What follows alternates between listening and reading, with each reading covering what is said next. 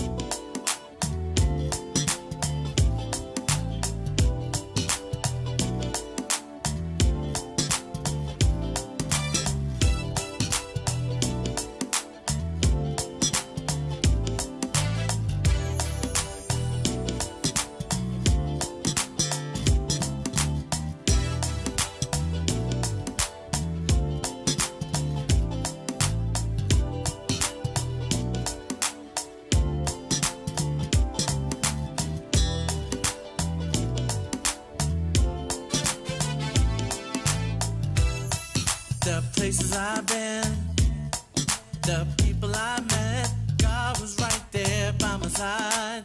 God was right there to be my guide.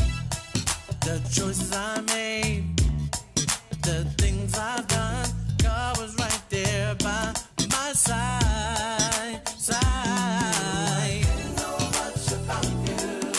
I always knew I had a friend. I didn't know much about you.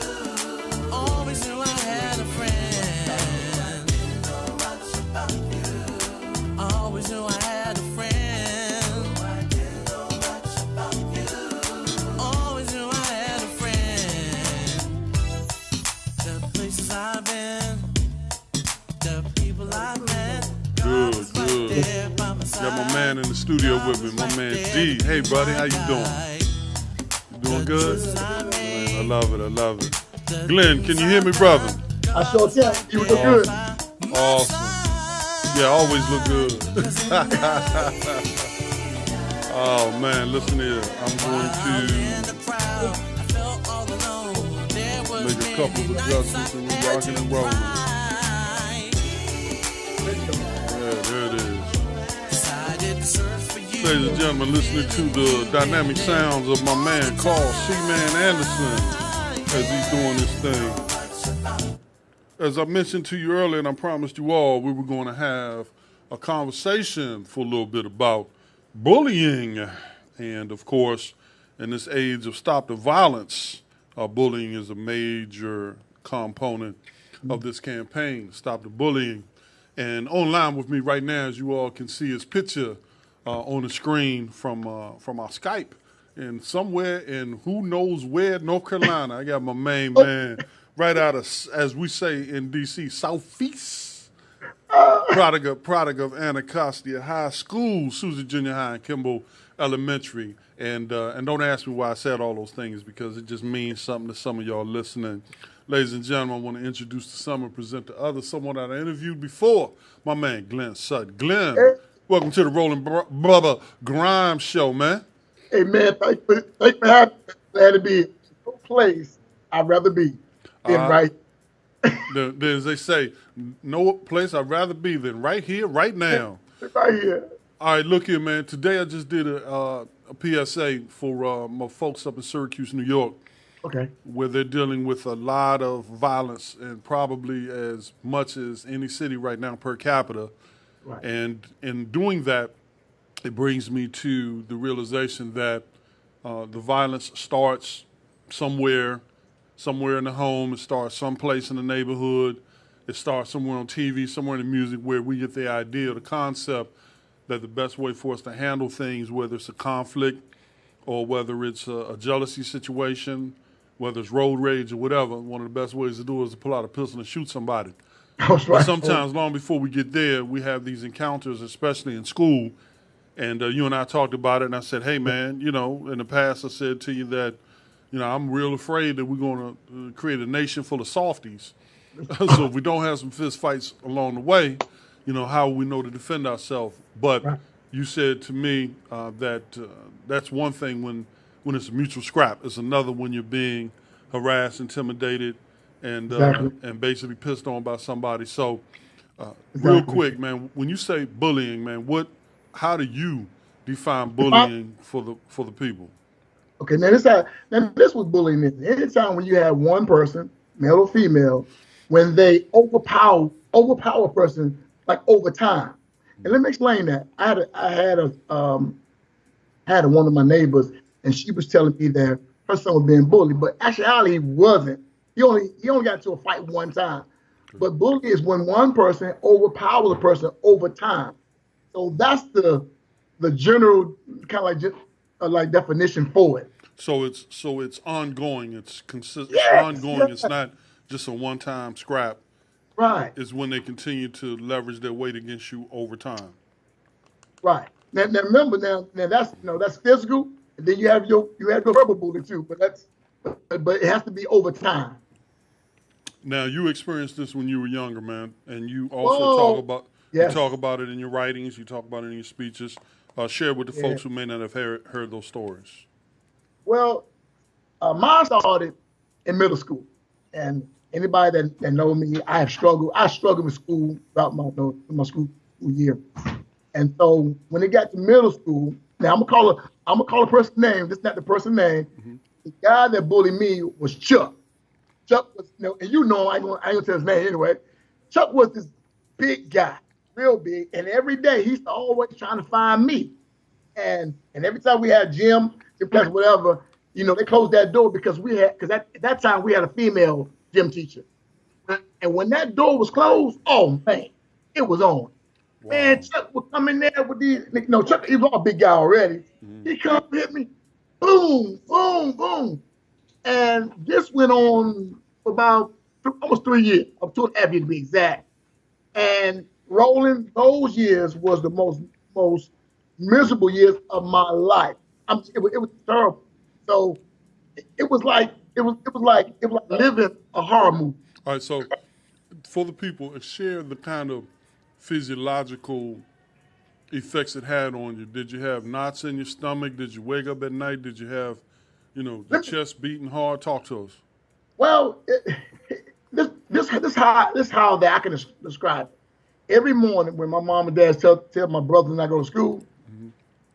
I should have these sweats, and then your stomach start hurting because I knew for a fact that the first period I had gym first period, and so because I knew Chuck gonna be there, and Chuck never got sick. He was there. He was there every single day. Yeah, bullies have a reason to come to school every day, right? Yeah, that's right. He never got sick.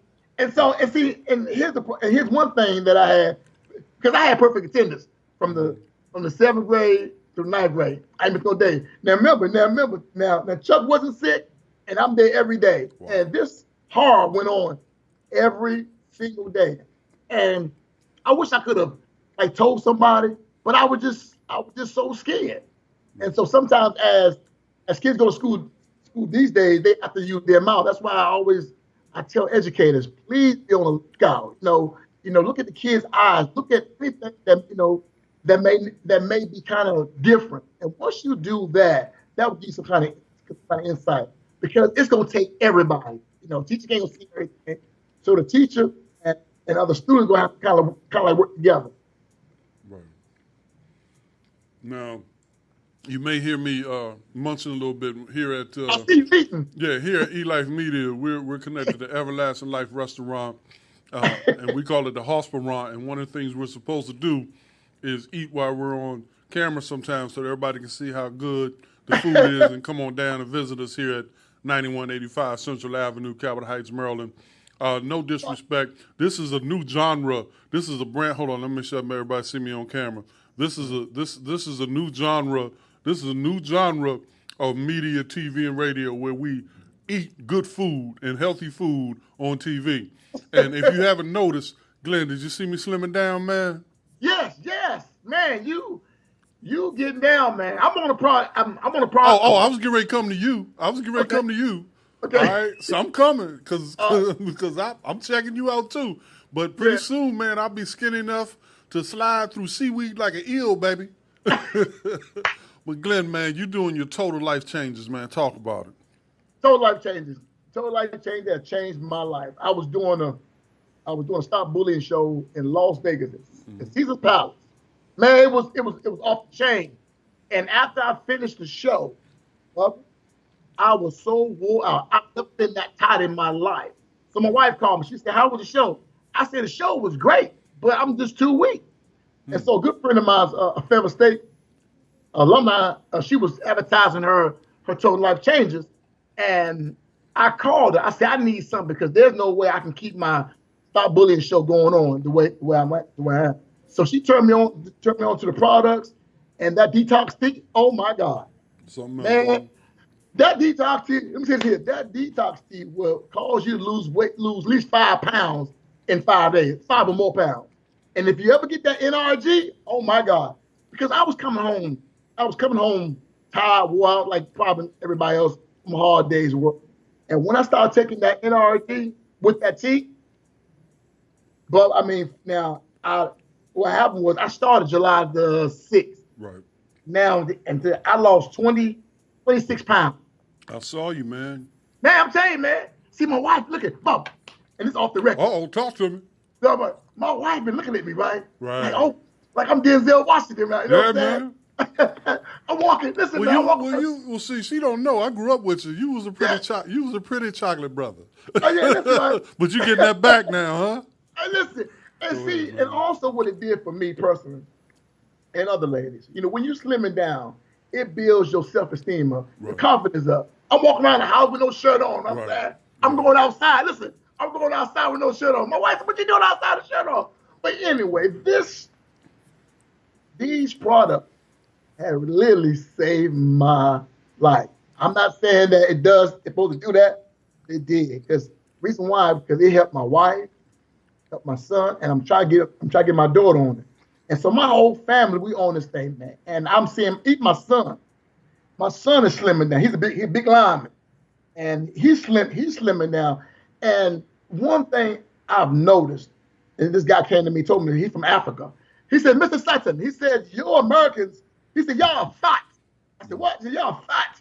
He said, "Y'all eat everything." He said, "Y'all need something to be in shape." And so that kind of got me motivated. But I'm just so glad that my wife and my family, we are on this because we want to live long. And everybody know everybody know that, because I do the Stop Bullying show, I do some other stuff, and I cannot function, give people like what they want if I'm not healthy. But now, Roland is on.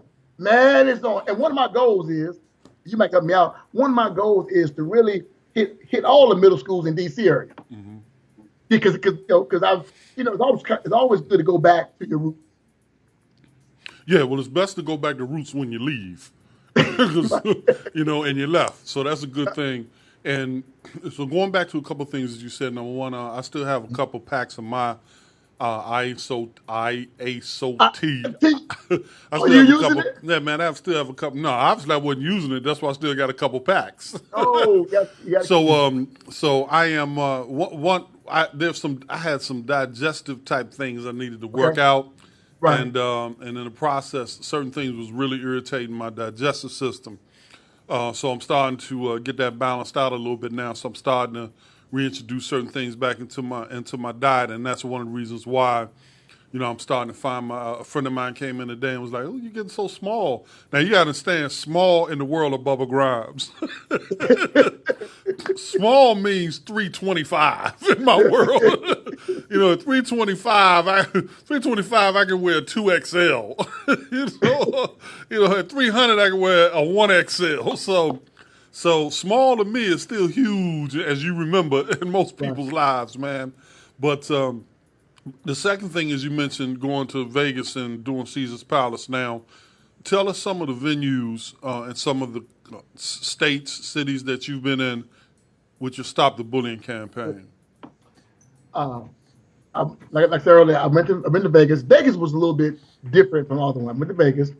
I went to DC, Virginia, Florida, Texas.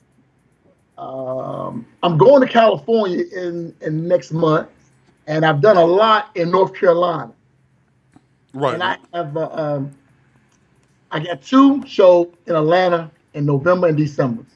Now, are those on your dime, or do they pay for you to come in? Well, they pay for it.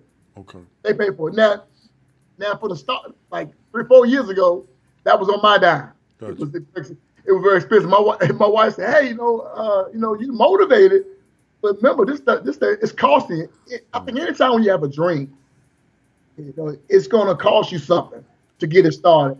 And so now, I guess my wife and now she's seeing some of the fruits from our labor. Mm-hmm. So those are the places that we desire. That we went so far, and we hope that this year should be the biggest year for us. Okay. That's what I'm believing. With your help. Yeah, no question, man. I mean, so one of the reasons why we're doing this now, and we'll talk offline about some ways to make a coherent connection, right, and use the media platform in many ways to connect folks to it who are decision makers, and we'll get into that a little bit offline, and also to let other people know that when we get to control our own media, this is a little bit different than the stuff that you see on Facebook Live. This is a little bit different than what you see even in some other internet radio shows. This is not just radio. This is also video TV. Wow. And when you're doing, when you go to elifemedia.net, if you go there right now, you can see this interview. You don't just hear it. You actually can physically see me interviewing you on elifemedia.net. I'm going to, I don't know, you may shut your phone down, but bottom line is, if you go to elifemedia.net, you'll see us talking. And then when we put it on YouTube later, you can go back and you can send the link to everybody and they can see it. So we've created this dimension where we do this in studio, and of course, we're Skyping you now. We can Skype people anywhere in the world. And in addition to that, we also can do live streaming on location. And even some network radio stations struggle to do things on location because you have to bring the equipment out or trucks out or whatever. Yes. But we're so agile, we can do that kind of stuff on location. We're going up to Syracuse next month, and we're going to do some things on location. Right. And so that's just the beginning. In the next couple of months, we're going to multiply, and we're going to grab a few more studios, open up a few more channels so that we can sort of specialize. Here's our music channel, here's our talk radio, TV, here's our music, here's our sports, and then combine some of those things. So we're going to find out how this thing is going to roll, because I'm definitely starting to feel the party, and I'm starting to feel like this is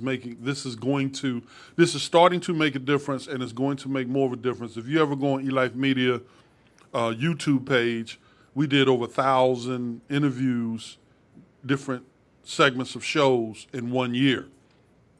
And that's a lot.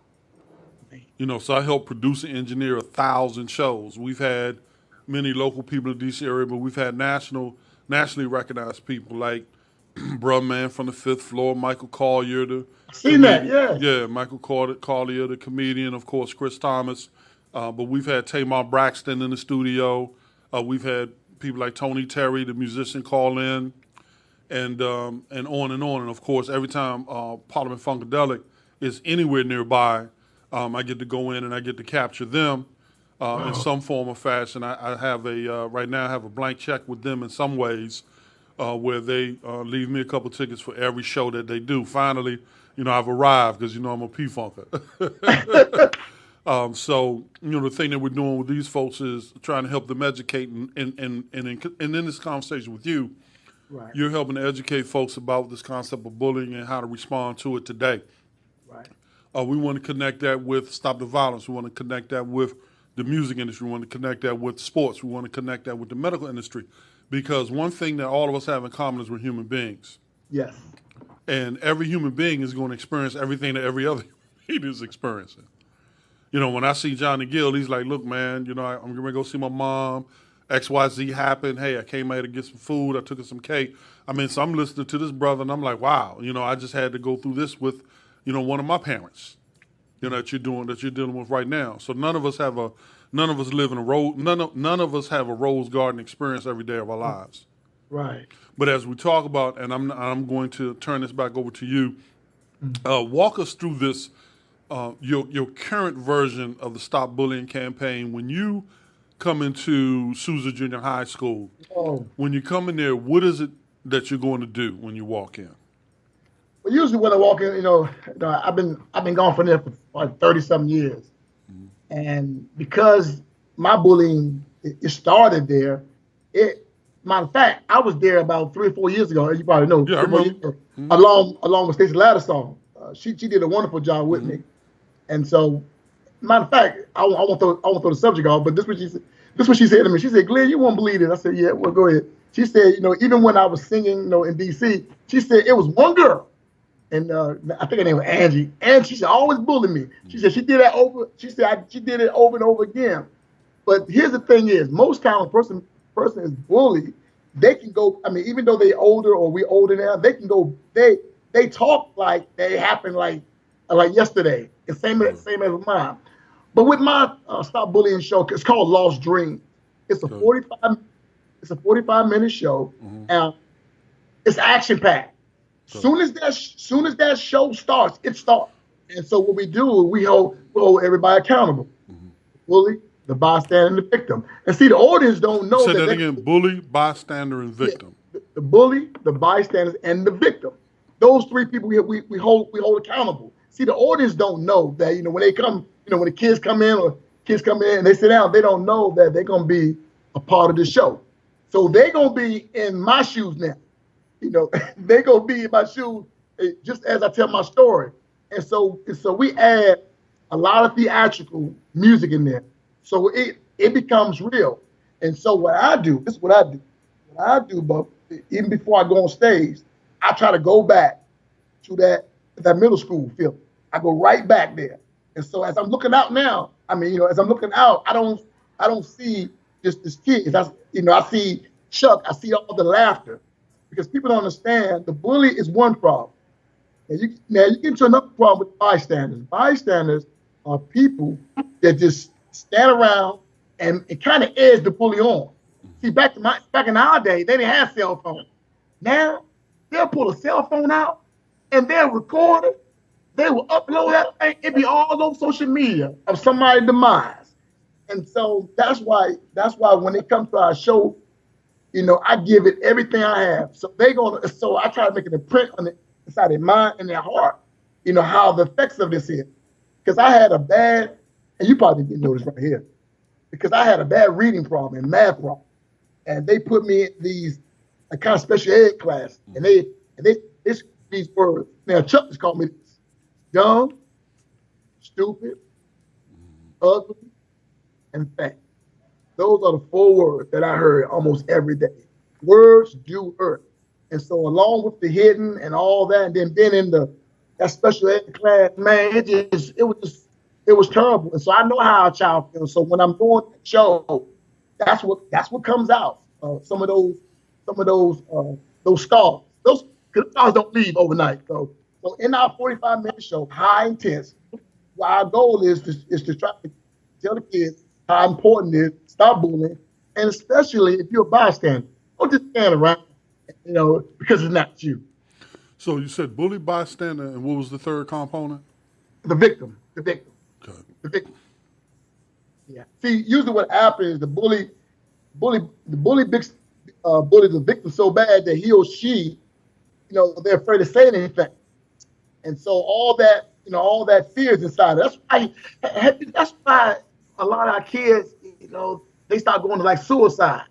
And, they start taking matters on hand because they believe that there's no way out. That's why I tell parents. I had one parent came to me. She said, "Mr. Sutton, I'm gonna show how I'm gonna act out," she said. She said, "Mr. Sutton, I told my son, if somebody bully him all the time, I want him to go fight him. Everything." And I looked at her. I said, "Ma'am, don't do that." She said, "Why not?" I said, "Because you don't know that bully might, that bully could be in a gang or something. You don't know the history of that bully. Never take matters into your own hands. Don't do that. The greatest thing that you can do for any of us to do is tell a teacher, principal, or the counselor. Those are steps that you should take. Anything else, then you're on your own. I'm serious. And if you take those steps, along with as educators, we have to be looking, see anything that's kind of not, that's not normal. You were the bully, man. Now I think back to my experiences. And And a lot of mine came from, me being a kid that was larger than my grade. So, I'm in the second grade. I'm as big as some of the fourth and fifth graders. So a lot of my bullying came from people who were 2-3 grades ahead of me. And when you're that age, that's huge. I mean, that's a big difference between second and fifth grade in terms of, emotional development, strength. Right. So regardless of how big you are, you're 7 and you're taking on somebody that's 10 or 11, and they got you. And then so I had experienced that a lot, and it kind of worked in my favor because my older sisters and my older brother oftentimes would intercede for me because that was their peer group. So that kept a lot of that off of me when I was younger. The ones that were in my age group, it was hard for them to bully me because I was just hard to deal with. It wasn't that I was a great fighter. It wasn't that I was, that I was an attack dog or anything like that. It was just hard to deal with me because I just had so much size that you wear yourself out just trying to mess with me. But now when I got to high school, it became a little different situation. I went out for the varsity in the 9th grade. And many of the guys on the varsity, and specifically a few of them, resented me walking into McNamara and trying to play varsity as a freshman. Not paying my dues, came in there, with that DC Southeast swag back then.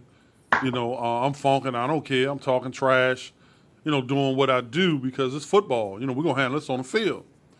Well, as long as we were doing it on the field, everything was cool. But some of them took it off the field and brought it into the locker room. And I'm tripping because I'm like, hey, man, this is just football. We get busy between the lines. Outside of the lines, man, I'm not, you're in the 12th grade. I'm in the 9th grade. I'm not fighting you. Right. And then they would put their hands on me. And what made it worse for me back then was they were white. And I had never experienced that. We grew up. I mean, I didn't know white folks around, So I was like, what the heck is this? So I didn't know what they, I didn't even speak their language, So it took me a couple of years at McNamara to get adjusted to the point where I was able to neutralize some of that. But again, even the bully in his lifetime was bullied. Right. And I'm sitting there watching Donald Trump and the guy from North Korea right now. If I could put them in the room, it'd be like, who can sell the biggest wolf tickets, right? Both of them appear to have been bullies when they were kids because they're still trying to do it now with nuclear warheads. For me, that makes a lot of sense. But, 70 years old and you still trying to chump people. But but for some folks, that's just kind of the way they roll. Now, when you walk away from one of your sessions, how do you go back to evaluate it? What kind of responses do you get? How do you measure it? Well, this is what I do. Usually, if time permits, I try to have a question, ask a question session. Okay. And honestly, that's good because the reason why, because even us, we take note. And the number one question that I get from whether we in Florida, whether we in Texas, or whether in Virginia, or even DC, the number one question that every student has came to me during my Q&A, they said, Mr. Sutton, they tell, but nobody does anything. And what I do is, before I leave, either the counselor or the principal, that's what I tell them. I say, listen, now most of your students are saying that they're reporting, but nothing being done. So my wife and I, we did a big evaluation. It's where we come back, or vice versa. We send an email to a counselor, probably to the counselor, and what they do, they give us this evaluation form to see whether or not if their bully have decreased from the one last year. Now, here's the problem here. Sometimes some bullies don't get reported, so it throws it off. But I always tell the counselor, what is here, what they have to do, what they should do is make sure that bullying, something about bullying should be said every day, over the PA system, some signs, some buttons, and also this how you really stop. That's how you really stop it. If you really want to stop it, this is 90% right here. You need. Hold on. Before you say this, let me make this a melodramatic moment. Okay. All right. Right now, Glenn Sutton is going to tell us how you really stop bullying. Go, bro. Okay, go. Now, if you really want to stop this thing here, you have to get some committed people, and this is what I mean. When the bells changes, from the bus lot, from the bell, from the car riders, you have to have your teachers or staff members in place. And listen to me, in play, but not talking to each other. They got to be focusing on those kids. I've seen countless of times where you get staff members, they on their duty post or their assignment, but they talking to each other, and they're not really kind of watching the kids.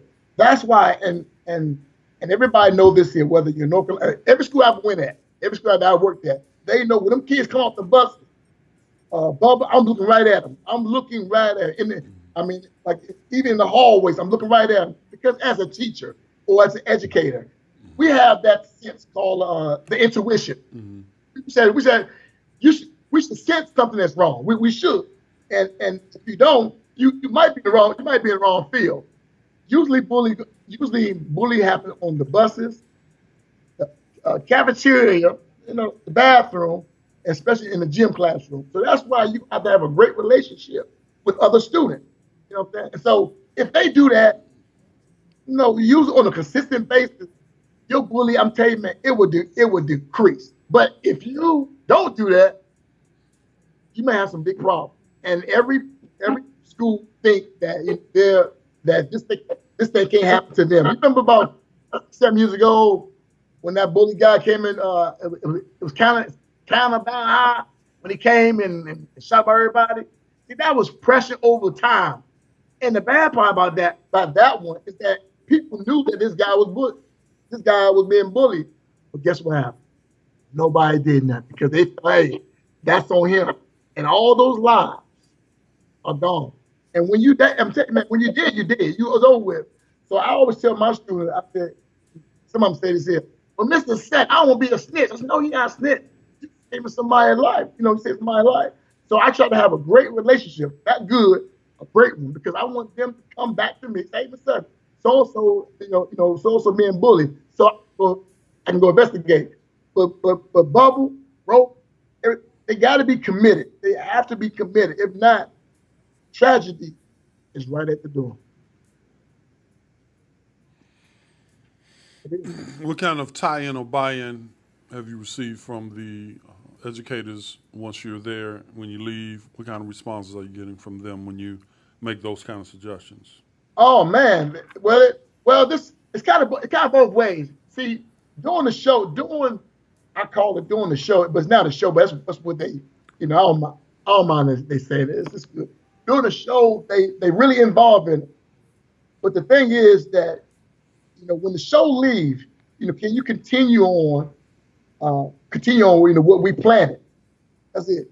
Sometimes if you don't continue on, the same issue will come back again. But if you do continue on, if you do fall, if you do invest in what we did while I was there, I I believe your bullying problem would decrease. I'm telling you. Can I say the show is great, not because I'm a part of it. That's not it. But maybe it is it. Yeah, it's great. Yeah, it's great. It is great. But Well, no, I because mean, I think it's my life. right. The content is what the content is. The subject matter is what the subject matter is. What brings it to life are the persons who are behind doing it. So what makes the show great has to be you.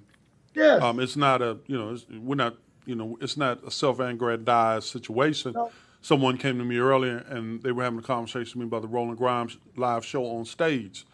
And they told me, they said, man, you're one thing in the studio, but man, when you get on stage and you're interviewing people, you're moving this thing around. Right. I said, yeah. I said, because there I get to feed off the audience. Yes. That's a lot different than being in a studio where I'm really inside my own head. Right. And I'm trying to connect with somebody like I'm doing right now. Right. So what makes that live show pop is me. And she said, man, I saw it. She said, just as soon as you hit the stage, them lights came on, you were like you were gone. And you didn't miss a beat for 3 hours, man. You never even, we come see you in the studio. You got to take a nap for 3 hours, man. You rolling. So what breathes life into this has to be you. And what happens is over time, people start connecting this word bullying with a Glenn Sutton. Right. They start connecting some of the ramifications, some of the antidote to it, to a Glenn Sutton. And then people start reaching out for you, looking for you to help bring some answers to some of the questions that they may have. And this is not going to go away because every generation, there's new things. Now, part of bullying now is, hey, man, smoke this weed, and if you don't, you're a punk. Yeah. So now you're getting into, more sex. You're getting into more drugs. You're getting into more antisocial behavior now than ever before. So as a result of that, you're going to have to continue to adapt what you're doing to the changes in times, and it's going to be interesting to see how this goes. Now, in closing, man, what are your next moves? What do you have on tap in the near future? Well, in about 3 weeks, I'll be in 3 weeks. I'll be in Longburn, North Carolina, doing Stop Bullying. Matter of fact, they have a Stop the Violence there, so they bringing me in to not solve their problem, but to help them solve a problem. You say it that way. They got some issues down there. Well, not only than them, some other places, but that's where I got on. Longburn is where we at on right now. But if it's possible, I can give them my website. That's fine. I give them my website. With this show? Yeah. Yeah. Yeah. Okay. You can put the link on your website and we'll go from there. Well, they can reach me at www.stopbullyingandbystanders.com. Say it again. Okay. www.stopbullyingandbystanders.com, or they can call our business number at 910-551-4739. All right, when we're done, I'm gonna have you text that information to me. I will. And then and I'll see if I can include that in some of my postings as well. Yes, man, I appreciate it, man. Right, I'm excited. I really am, man. I'm just my wife came to me the other day. She really encouraged me, and she says that, matter of fact, I did a show in Pembroke. Y'all probably don't know where it's at. It's in North Carolina. Mm-hmm. She says, boy, it seems like it's new to you. And I was explaining to her again. I said, baby, every time I do it, it's always fresh to me because it's like those fresh wounds, they come out. And it's funny how God allowed me to suffer, but now He allowed me to help other people, to overcome this bully thing, because everybody has dreams, and I almost lost mine, but it was a teacher. A teacher saw something inside of me that allowed me to go where I am right now. Wow. Yes. So it was a teacher that helped motivate you to move in the direction you are now? This is what she said. This is what she said. Okay. She said, I was in the fifth grade. She said, Glenn Sutton, you know what? You've been through a lot. Uh-huh. And she said, I see something in you. She said, I see something. She said, I know they've been laughing at you, but I see something. She said, this is what she said. She said, I see you on stage. See, at the time, you know, I couldn't read that well. I couldn't speak that well. I had a stuttering problem. But she said, this is what she said. She says, once you be on stage, all your issues that you ever had won't mean nothing. Wow. So Man. sometimes it takes just one person to Man. deposit that in you, right? I'm telling you, Roland, I kept that in my head all these years just to see what it, what it manifests. And I never forget the first time I did my bullying show. Matter of fact, next in 2-3 weeks, that'll be my 350 show. But anyway, the first time I did that show, what came to my mind was Miss Anderson. I said, I don't believe this. The thing that she said over me. So that's I tell educators. What school was that? That was Kimball. Yeah, well, you had two Andersons. You had C.J. Anderson and you had I.J. Anderson. And Miss which one was it? Miss Janet Anderson. Okay. In open space. Open space. Yeah, the open space class, right? Yeah. Right. Yeah. So you following in some of my footsteps, my brother. Yeah, God is good, man. All right, look, folks, once again, tuning in from Roland Bubba Grimes at the Roland Grimes Show. Special edition, had to cop this interview with my young soldier out of Southeast D.C., Mr. Glenn Sutton, and we'll talk a little bit more about how we can collaborate moving forward. Everything takes time to come together, but efforts like this, hopefully we can continue to move in that direction.